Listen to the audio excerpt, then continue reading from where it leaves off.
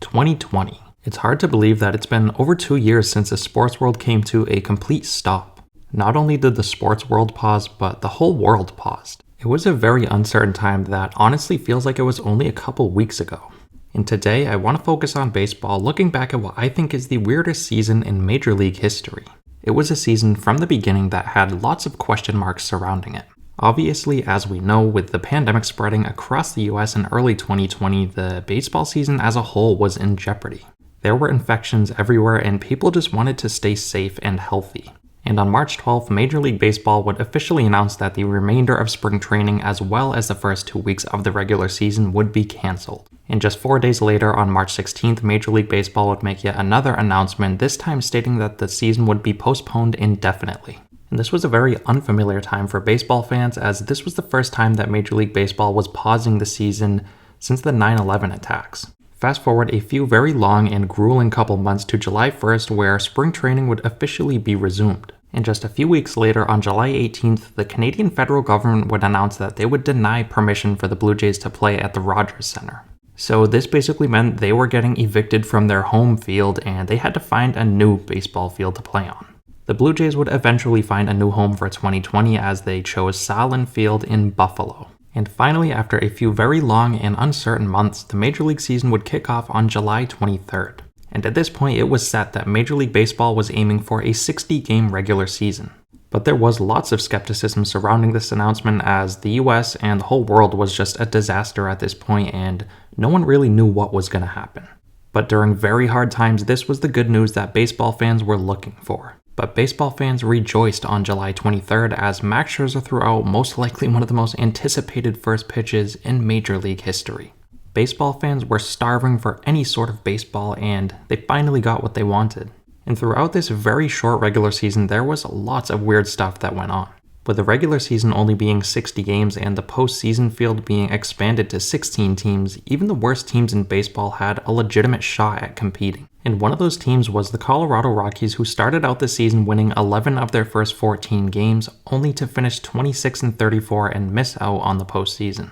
And there were a lot of other weird, sad, amazing, and shocking moments that I want to jump into. Lucas Giolito and Alec Mills both threw impressive no-hitters. In September, the Oakland A's hosted the San Francisco Giants in a very eerie game.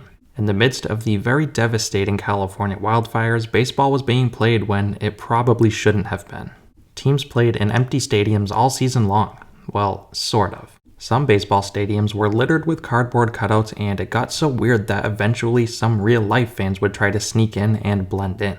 Oh, and we can't forget about Fernando Tatis Jr.'s memorable grand slam in Texas. The then face of baseball was completely shut down by Rangers manager Chris Woodward, who doesn't seem to like to have any fun. We also can't forget about Joe Kelly doing what a lot of baseball fans wanted to do for a very long time on July 28th. I could go on and on about the regular season, but let's move on.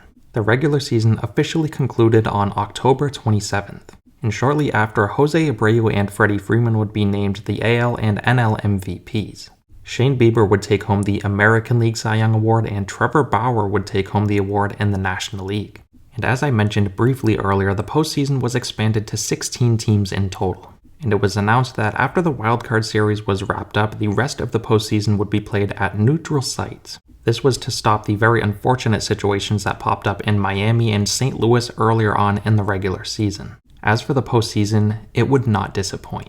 Mike Brasso would get his revenge on Aroldis Chapman in Game 5 of the ALDS. Chapman, earlier on in the regular season, threw a 101-mile-per-hour fastball right at Brasso's head. And Brasso would get his revenge off Chapman as he would hit a very clutch home run that would prove to be pivotal. Will Smith would hit a huge home run off of none other than Will Smith. Cody Bellinger came up clutch in Game 2 of the NLDS, robbing Fernando Tatis Jr. of a home run that would have given the Padres the lead. The World Series would be played at the brand new Globe Life Field, and it was outstanding.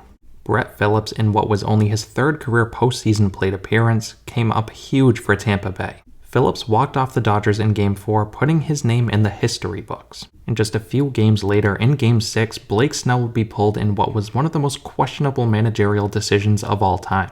To this day, many people, including myself, do not know what Kevin Cash was thinking when pulling his ace. And once Blake Snell was pulled, the Dodgers would end up pouncing and taking the lead. And later on that same game, in the 8th inning, Mookie Betts would hit a memorable home run that would all but seal the Dodgers' World Series victory. It was a great season for the Tampa Bay Rays, especially Randy Arozarena, who broke all sorts of records as a rookie in the postseason. But as we all know by now, they came up short to the Dodgers, where Julio Urias would close out the game in the 9th inning, ending a hectic and crazy major league season. So yeah, it was a really weird but entertaining season in my opinion. There are lots of memories from this baseball season that I'm never gonna forget. And to this day, I still can't believe that this is over 2 years ago at this point. But anyways, that's gonna wrap today's video up. I want to thank you guys again so much for watching and continuing to support throughout even the off season at this point. So thank you guys so much, and I'll see you next time.